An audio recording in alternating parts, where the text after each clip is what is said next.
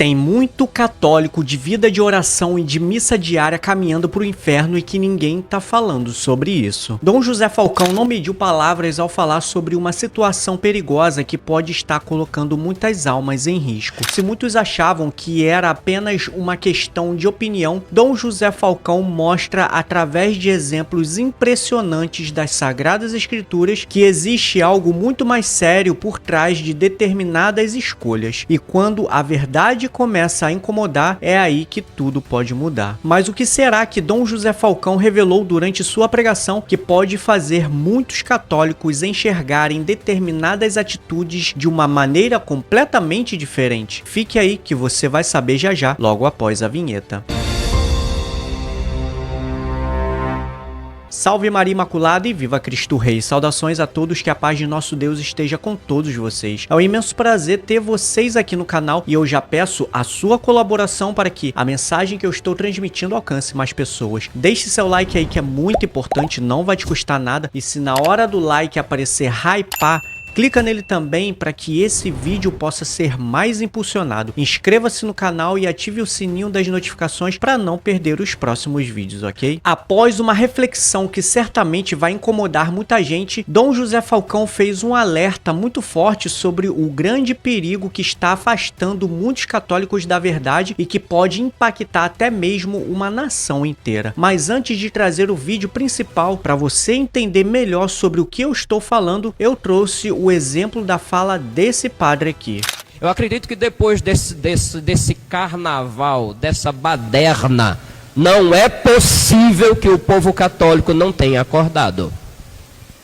Não é possível que vão votar neste infeliz de novo. Ai de nós se não fizermos a reparação, especialmente depois de um carnaval que a cada ano parece que se supera. Até uns anos atrás colocavam imagens diretas do Coisa Ruim brigando com Jesus. Não sei se estão lembrados ou já esqueceram. Faz pouco tempo. Agora é assim. Eles tentam fazer que aquilo que é importante e sagrado para nós seja alvo de deboche. Vocês viram o que saiu no desfile da escola de samba essa semana, onde parece que o líder do Brasil é uma miniatura do líder da Coreia do Norte. É digno de uma ditadura. Quando é usado dinheiro público, dinheiro do jogo do bicho e dinheiro do tráfico para patrocinar um desfile de escola de samba, onde um líder ladrão, que já foi comprovado que ele realmente roubou e descondenado, é lançado como herói. Será que teve o carro do mensalão? Ou será que o mensalão não existiu? É fake news. Será que teve o carro do petrolão? Ou será que o petrolão também é fake news e nunca existiu? Será que teve o carro dos 4 júris que o condenaram? Ou isso também foi fake news? Será que teve o carro daquele não sei quantos bilhões de dinheiro que foram colocados numa praça em Curitiba? Ou será que aquilo também era tudo falso? É digno de Coreia do Norte. Os inteligentes vão entender o que eu estou acabando de dizer. É digno de Coreia do Norte. E para piorar, ainda quiseram fazer um deboche daquilo que para nós é sagrado, a família. Dentro de uma lata, em conserva, associando a outras forças poderosas que tentam manipular também maleficamente o resto da sociedade. Querem nos associar, nós que defendemos uma família natural, ao que não presta. E muita gente riu disso. Este ano é ano de eleição. Eu acredito que depois desse carnaval, dessa baderna, não é possível que o povo católico não tenha acordado. Não é possível que vão votar neste infeliz de novo. Eu sei que eu arrisco minha cabeça quando digo isso. Porque alguns anos atrás eu recebi até uma advertência canônica do bispo anterior, por falar nesses assuntos. Mas a minha consciência não ficaria tranquila se eu fizesse de conta que nada aconteceu no carnaval de 2026.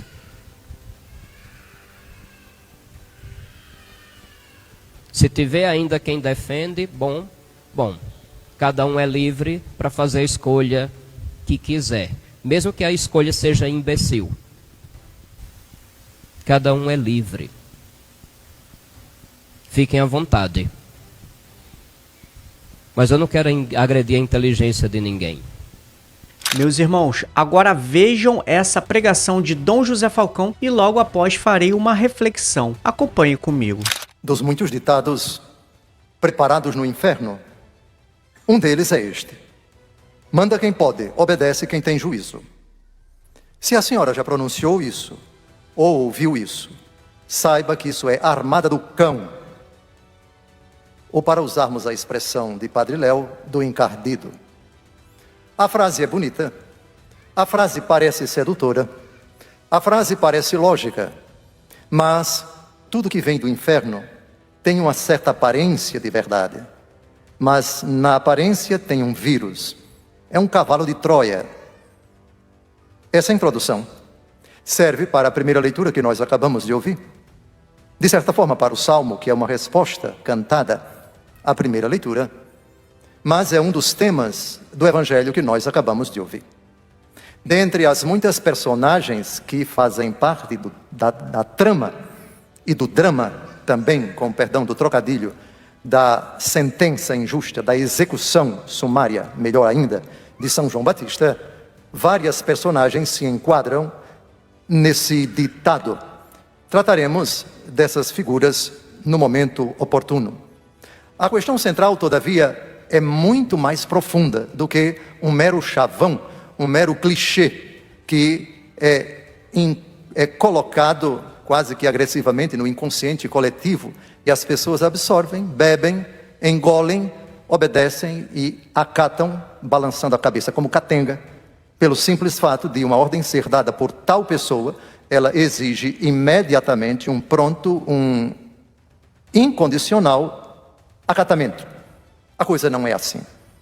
Hoje celebramos um bispo e doutor da igreja, um dos maiores moralistas da igreja. Tive a alegria de ser formado, como certamente Padre Wagner e tantos outros, na escola moral de Santo Afonso Maria de Ligório. E um dos temas caros para esse grande doutor, o tema da consciência. A consciência que é a instância, depois de Deus, última do nosso agir. Santo Afonso Maria de Ligório faz uma distinção muito interessante e necessária também a respeito das diversas modalidades de consciência. Consciência reta, estou falando da consciência moral, isto é, a consciência que regula a nossa conduta, os nossos pensamentos, as nossas ações, as nossas palavras e as nossas omissões. Quando tais realidades são segundo Deus e contra Deus, são meritórias e nos habilitam para o céu, terão uma recompensa, ou ao contrário, seremos julgados pelo nosso agir e assim condenados ao fogo do inferno. Dentre as muitas distinções, eu destacaria alguma delas. A consciência reta, depois a consciência errônea, depois a consciência laxa, depois a consciência cauterizada. Expliquemos um pouco cada uma dessas consciências. A consciência reta, ela nos leva a agir de acordo com a verdade objetiva. Isto é, não a verdade que está dentro de nós, antes de tudo, mas fora de nós. No caso dos cristãos, a consciência reta é aquela que leva a pessoa a agir de acordo com a revelação, de acordo com a palavra de Deus, escrita e na igreja, e com as demais fontes da fé, a tradição e o magistério da igreja. Por isso, agir segundo a consciência reta é agir iluminada a consciência pela palavra de Deus e pela fé da igreja. Consciência errônea, segundo tipo de consciência, é quando existe uma inversão de valores. Aquilo que o profeta Isaías diz no capítulo 5, versículo 20. Ai daqueles que ao mal dizem bem, e ao bem dizem mal. Ai daqueles que ao doce dizem é amargo, e ao amargo dizem é doce. Portanto, a consciência errônea é quando o que objetivamente é certo, é correto, é meritório, é virtuoso, na cabeça daquela pessoa é errado. E o contrário. É em nome de Belzebu que ele expulsa os demônios. Isto, nos evangelhos, é o exemplo mais clássico de consciência errônea. é a satanização do divino e a divinização do satânico.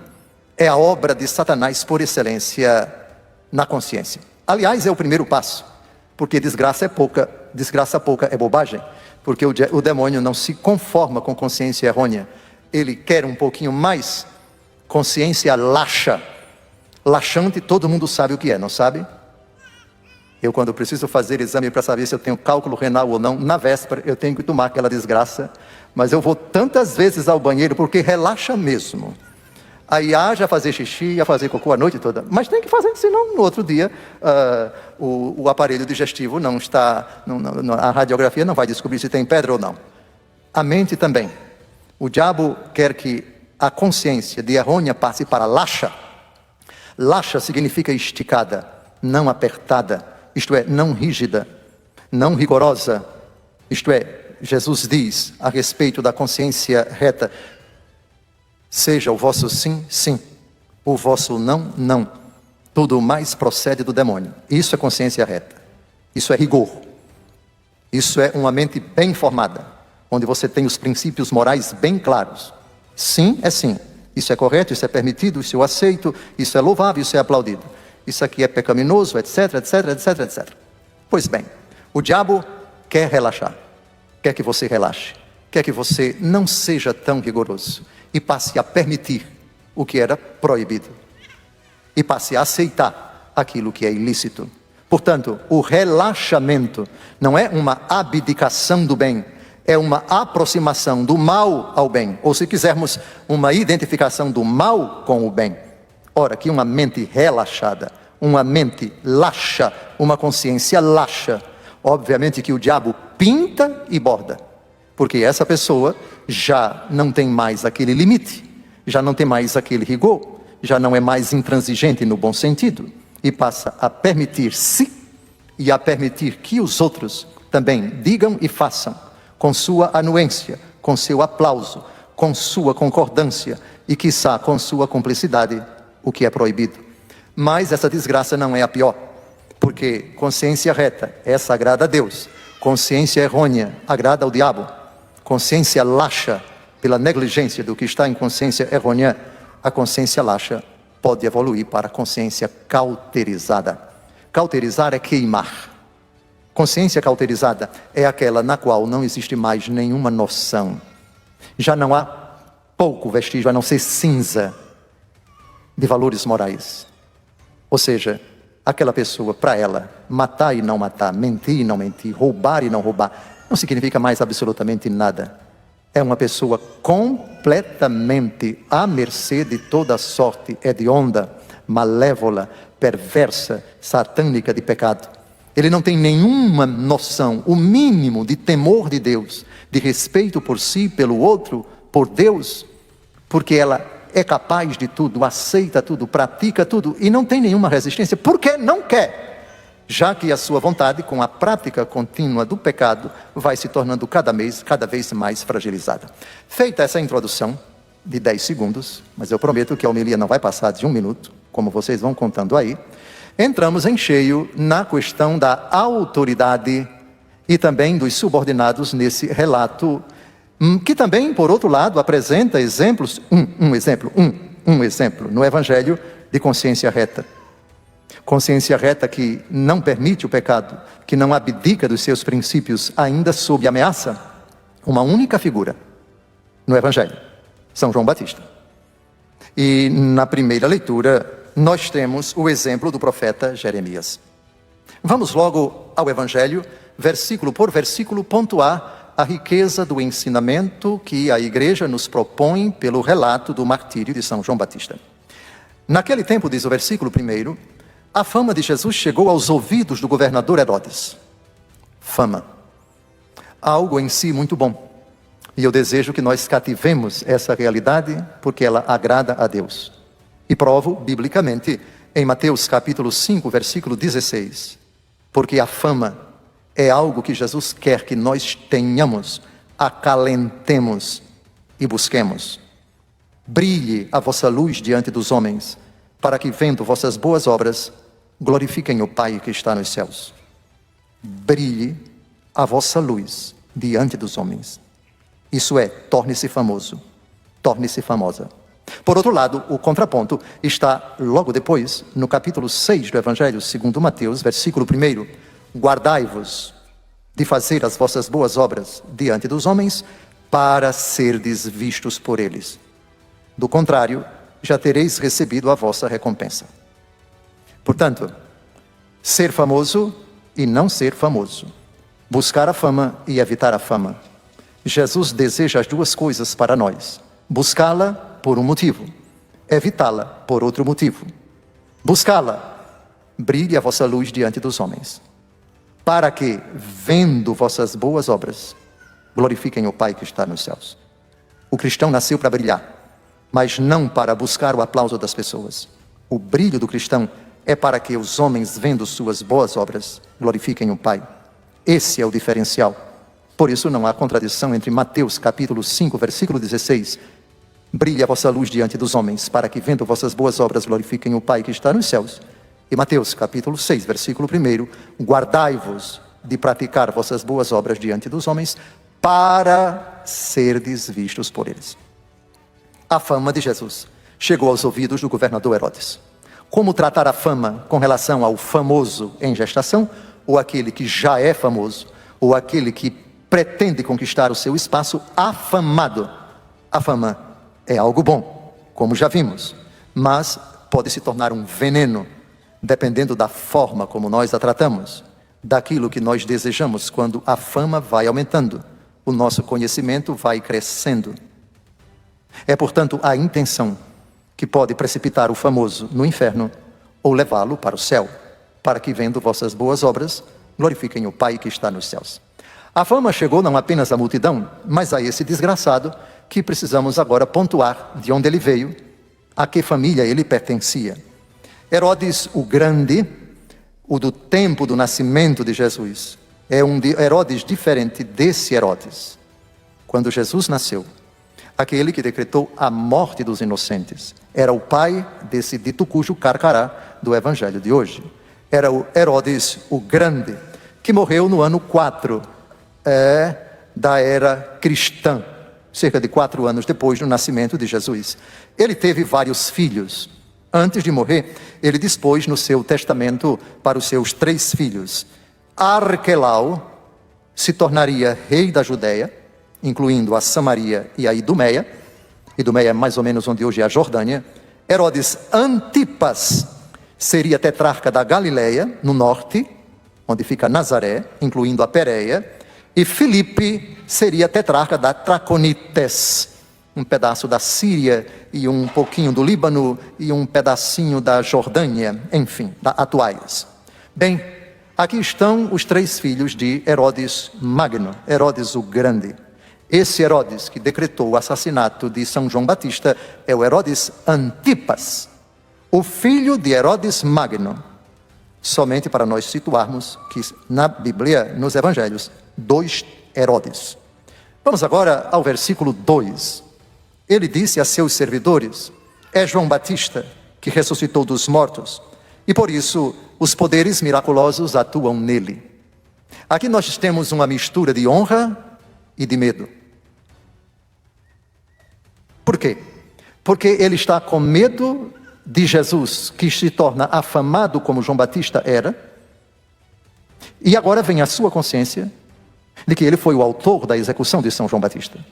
Aqui, Herodes tem ciência da fama de Jesus. O interesse dele é procurar saber qual a origem do Nazareno. Aqui, provavelmente, ele pensa, equivocadamente, talvez na ideia da reencarnação, que o próprio João Batista vai dizer no capítulo 1 do Evangelho segundo João, quando alguém pergunta se ele é o Messias: não. O senhor é o profeta? É Elias? Não, eu não sou. Está descartada, portanto, a ideia da reencarnação no Novo Testamento e em toda a Escritura. Em todo caso, o pensamento de Herodes é um pensamento equivocado. Agora vem a explicação do evangelista Mateus para essa afirmação de Herodes. Herodes tinha mandado prender João, amarrá-lo e colocá-lo na prisão, por causa de Herodíades, a mulher de seu irmão Filipe. Bem, de Filipe já havia falado, irmão de Herodes, ambos com Arquelau, aquele que governava a Judeia, quando São José voltou do Egito para Israel, sabendo que Arquelau governava a Judeia no sul, teve receio e, avisado pelo anjo, foi morar na Galileia. Pronto, então essas figuras pavorosas, o Antipas, Herodes, o Filipe e Arquelau, 3 irmãos que governavam tetrarquias da Terra Santa. Muito bem, tinha mandado prender João. A razão da prisão está no versículo 4, pois João tinha dito a Herodes: não te é permitido tê-la como esposa. Herodes era irmão de Filipe. Filipe era casado com Herodíades.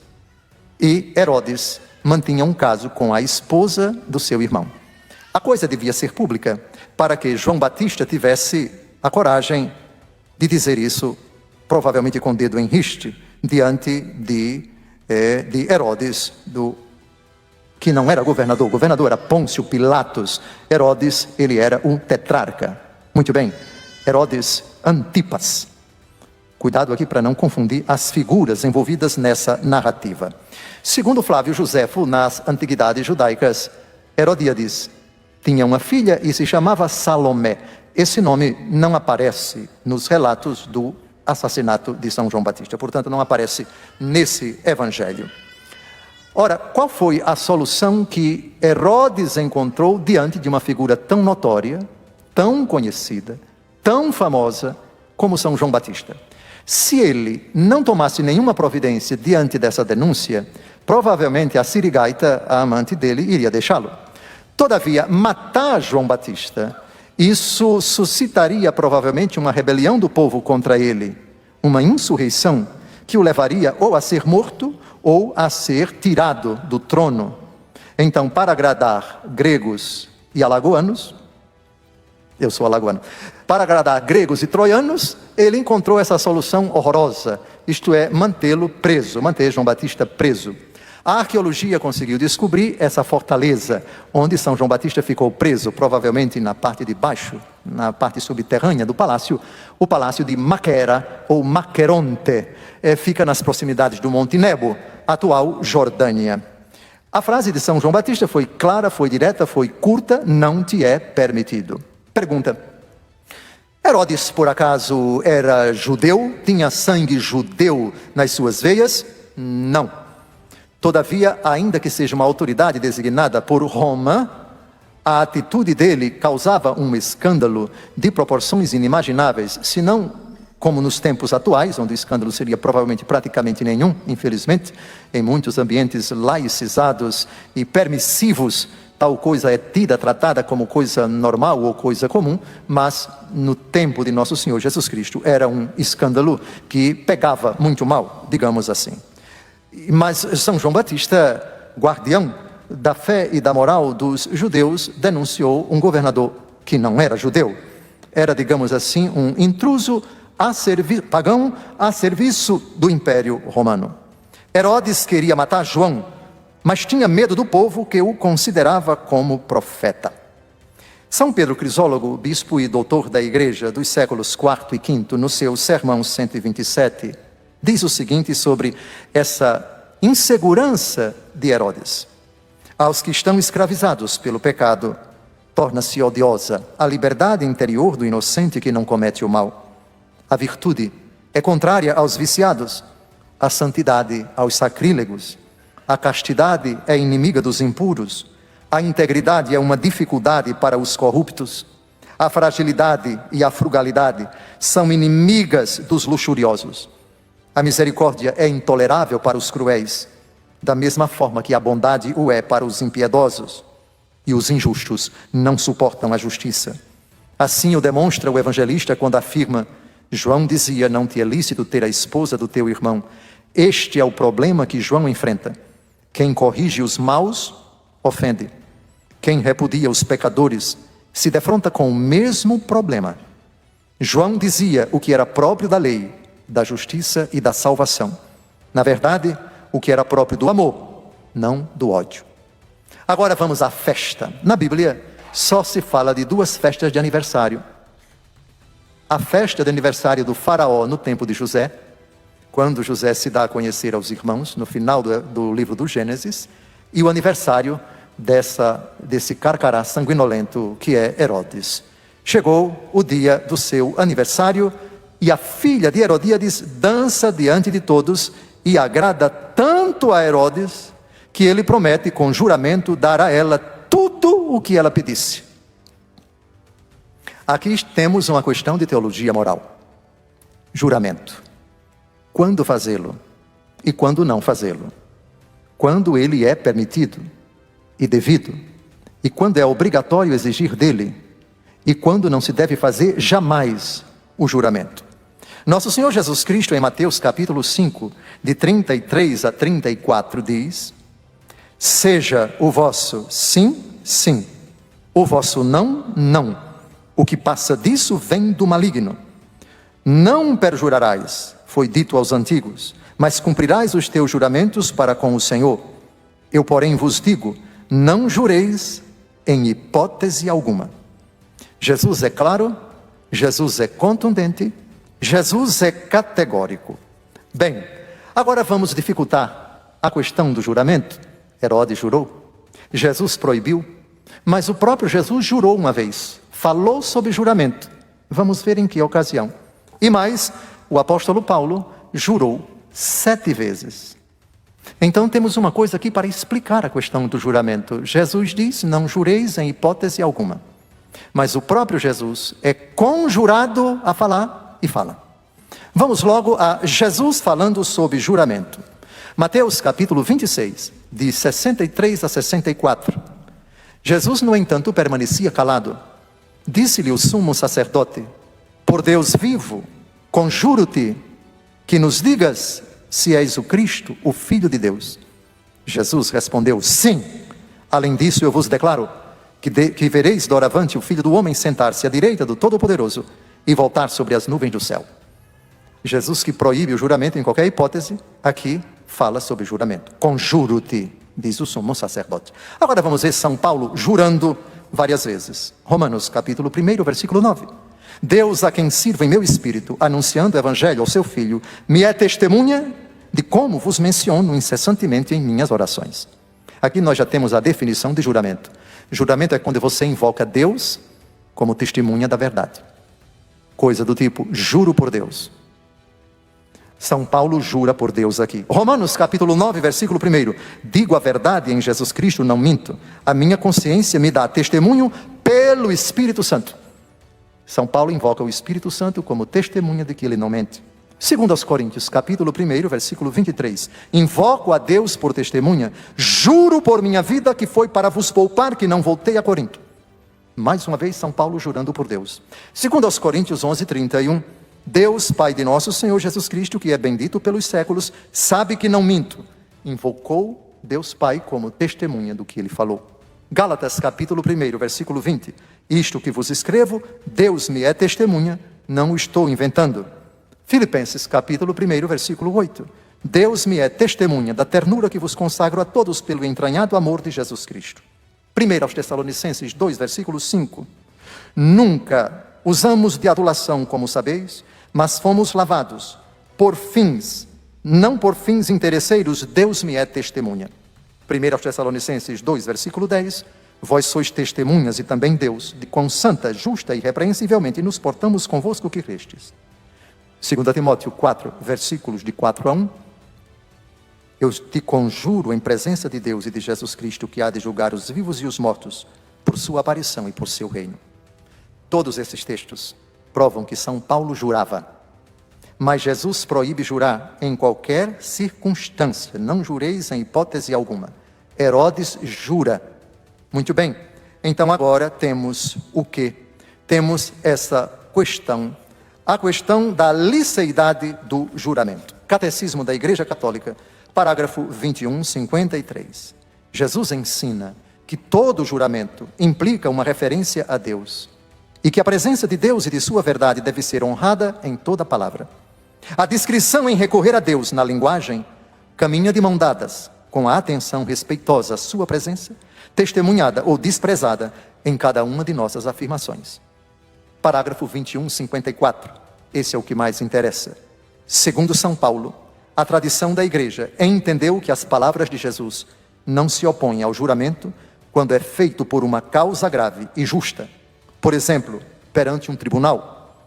O juramento, isto é, a invocação do nome de Deus como testemunha da verdade, não se pode fazer a não ser na verdade, no discernimento e na justiça.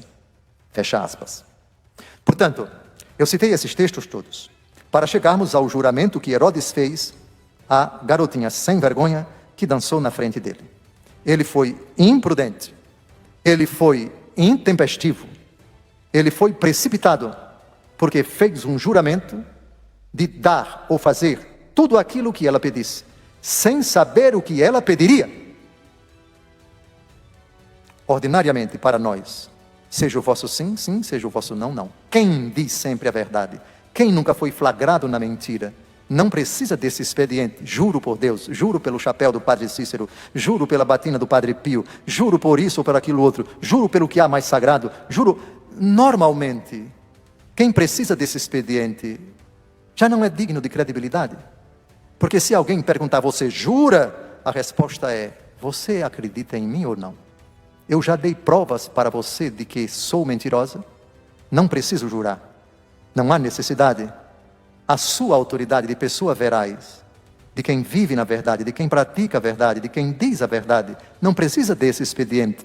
Excepcionalmente, como por exemplo num tribunal, me parece que a fórmula em alguns tribunais, jura dizer a verdade, nada mais do que a verdade diante de Deus, juro, ou promete, etc. É outra coisa. Portanto, o erro dele foi não jurar enquanto juramento que abstratamente, ou em abstrato, é uma realidade que pode ser boa e pode ser má, porque São Paulo jurou várias vezes. Mas o problema dele foi prometer com juramento, dar a ela tudo o que ela pedisse. Ou seja, ele empenhou sua palavra. São Jerônimo, mostrando a iliceidade do que vai acontecer depois, porque a menina, sem saber o que pedir, vai se aconselhar com a mãe, e a mãe vai dizer, mande aqui a cabeça de João Batista num prato. Herodes vai ficar triste, mas o texto vai dizer, no versículo 9, o rei ficou triste, mas por causa do juramento diante dos convidados, ordenou que atendessem o pedido dela. É aquela velha história, não, eu dei a minha palavra, e o homem que é homem tem que honrar a palavra. Aí, vale aquilo que eu disse no começo da homilia, há 2 segundos atrás. A palavra empenhada foi uma palavra precipitada, e diante do pedido dela, um pedido que à luz da justiça não podia ser cumprido, porque é algo ilícito, determinar a execução de uma pessoa inocente para agradar ao capricho da mãe.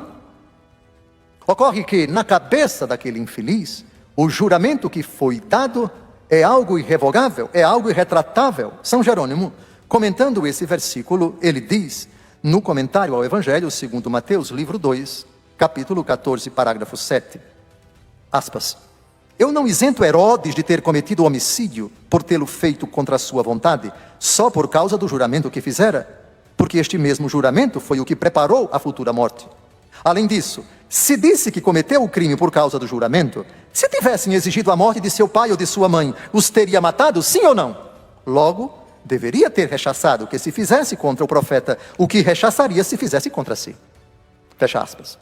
Portanto, esse juramento, mesmo feito, mesmo palavra dada, é palavra que deve ser honrada, é palavra que deve ser cumprida, alto lá. Se o cumprimento equivale à comissão de um pecado, eu retrato aquilo que eu disse. Não, mas você prometeu. Prometi algo que não pode, diante de Deus Todo-Poderoso, da minha consciência, que pretende agir como consciência reta, eu não posso. Por isso, aquilo que eu prometi, eu não vou cumprir. Pecaria essa pessoa se fizesse isso? Atenção, a definição de juramento, segundo Deus. Invocar o nome de Deus como testemunha da verdade. Não se pode fazer, a não ser na verdade, no discernimento e na justiça. Portanto, pelo antônimo, não na mentira, não sem discernimento e não na injustiça. Ele não discerniu porque falou sem nem imaginar o que a menina iria pedir.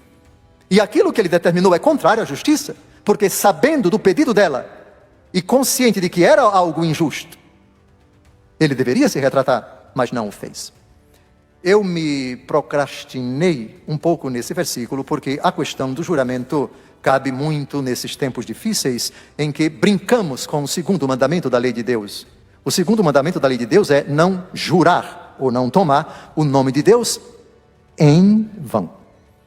Olha aqui o segundo mandamento da lei de Deus, em vão. É o caso de Herodes.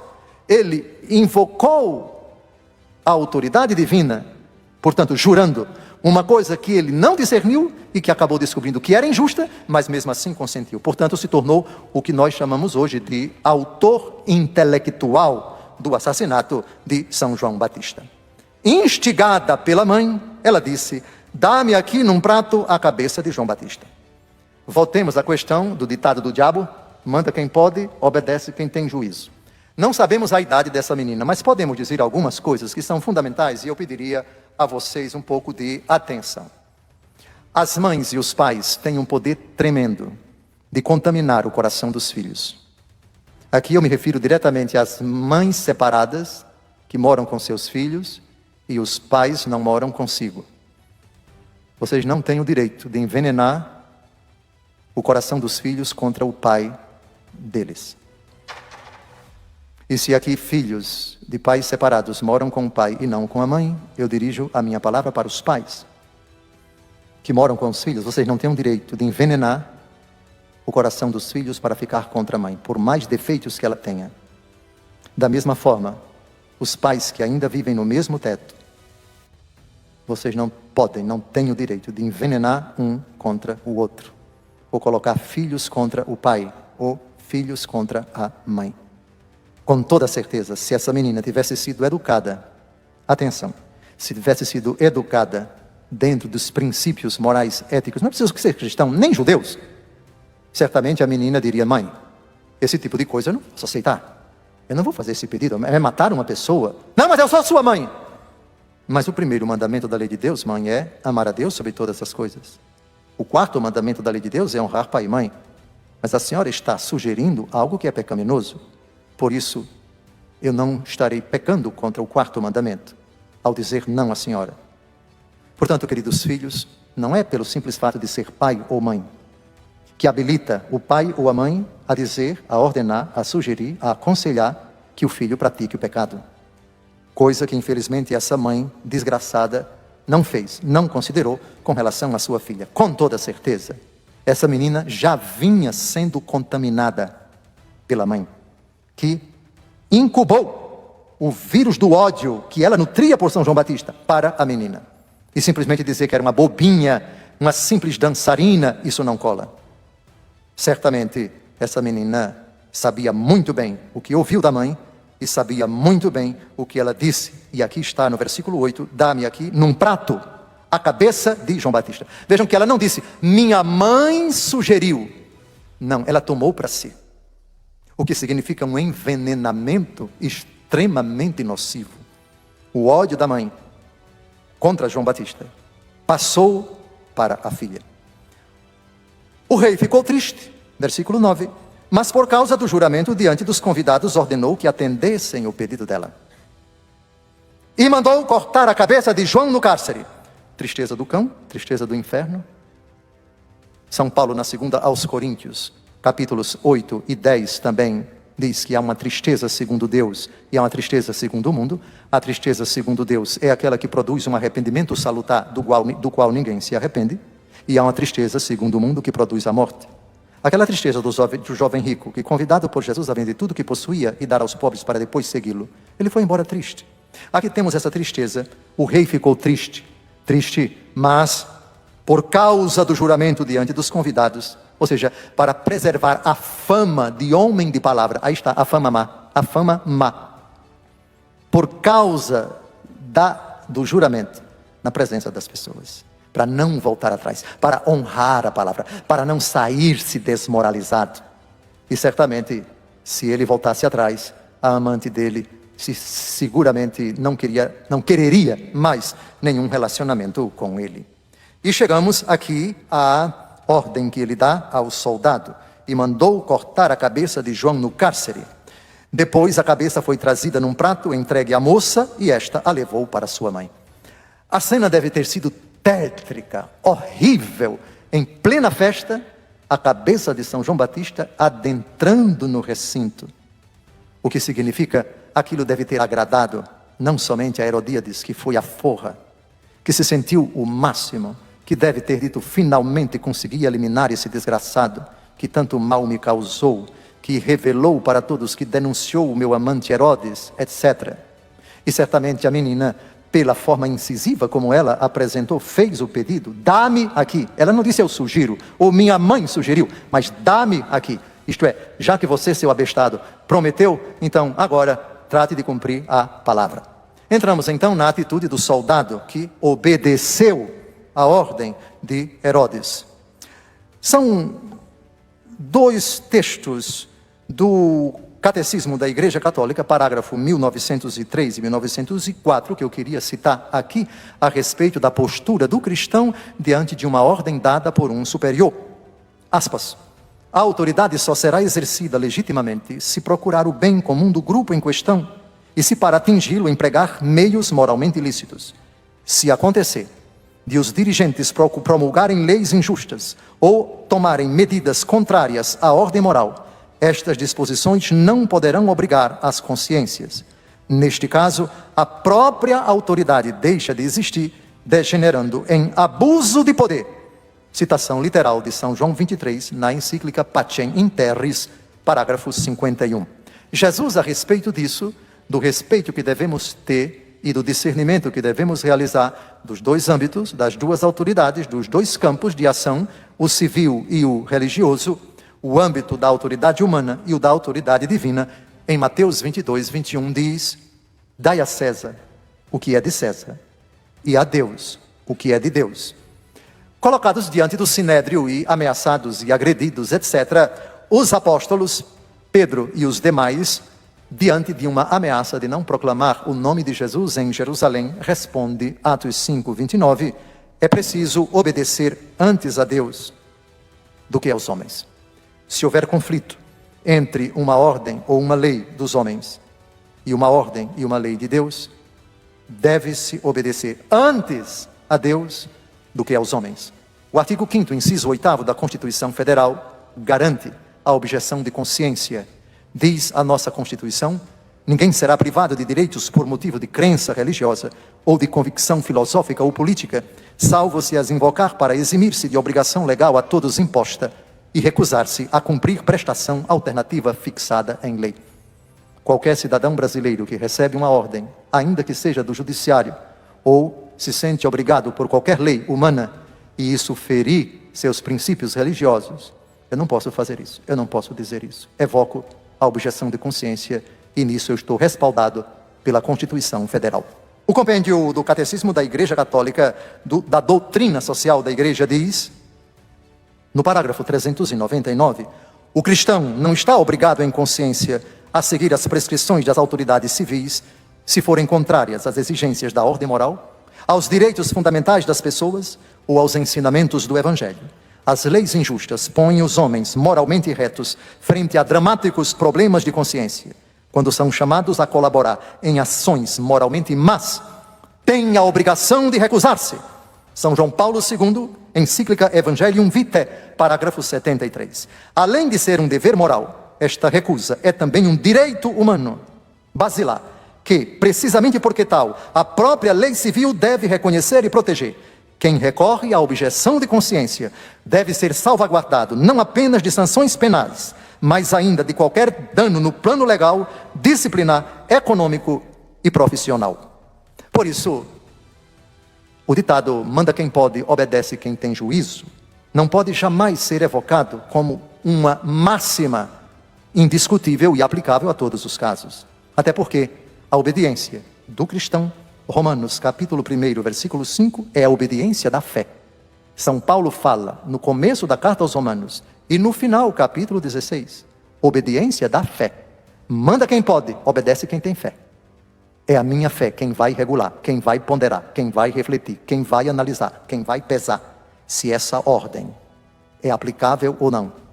se essa sugestão, se esse conselho, se essa imposição obriga em consciência ou não.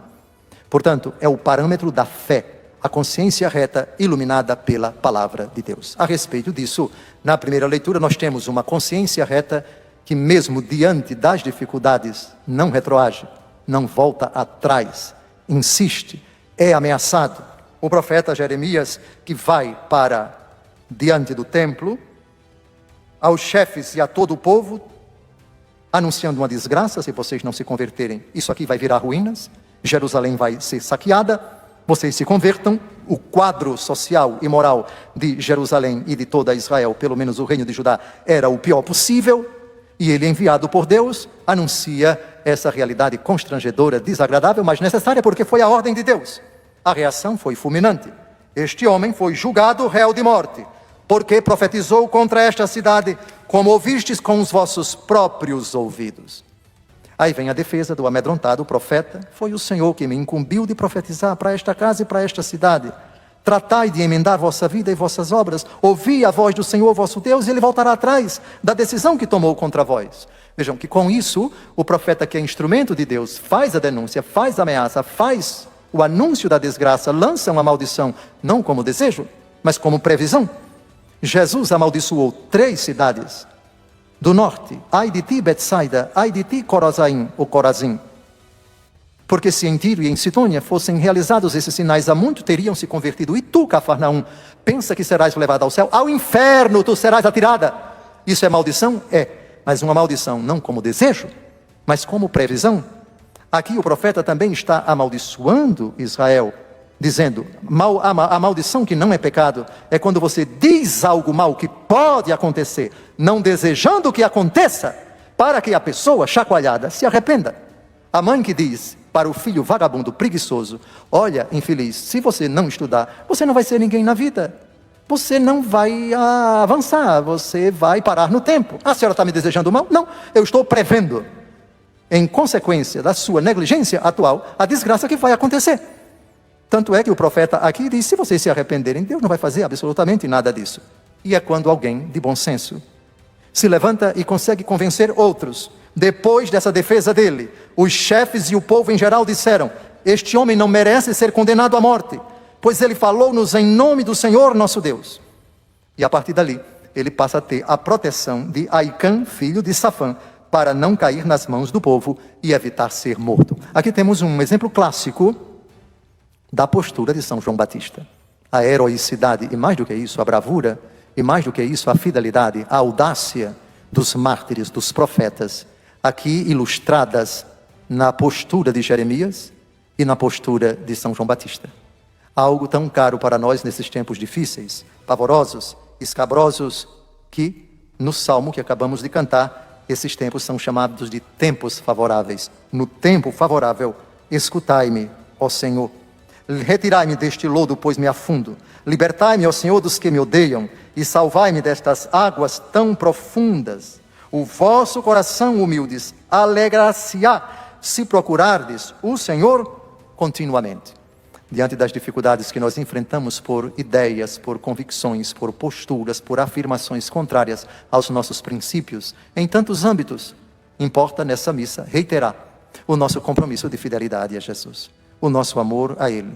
Pois bem, meus irmãos, eu posso ler o Catecismo da Igreja Católica 200 vezes, posso trabalhar em grandes pastorais e movimentos por vários anos, eu posso participar de missa diária, dar o dízimo e ajudar os pobres, mas se eu ainda defendo algo que seja contrário à fé católica, principalmente partidos políticos, seja ele A ou B, certamente minha própria consciência está completamente cauterizada. Nossa fé não tem que se basear em partidos políticos. Jesus não foi político. E se a nossa fé está baseada nisso, então passou da hora de fazer uma grande reciclagem na sua vida espiritual. Agora eu te pergunto, você está disposto a largar de vez toda essa mentalidade política e colocar em prática sua verdadeira fé católica? E se você já teve essa experiência de viver em prol de ensinamentos políticos dentro da igreja e se libertou dessa grande armadilha, então me conte aqui nos comentários, ok? Não esqueça também de dar o seu like, se aparecer o botão de hypar, Clica nele também e compartilha esse vídeo com seus parentes e amigos para que mais pessoas conheçam nossa fé católica. Eu vou ficando por aqui, até o próximo vídeo e que viva Cristo Rei!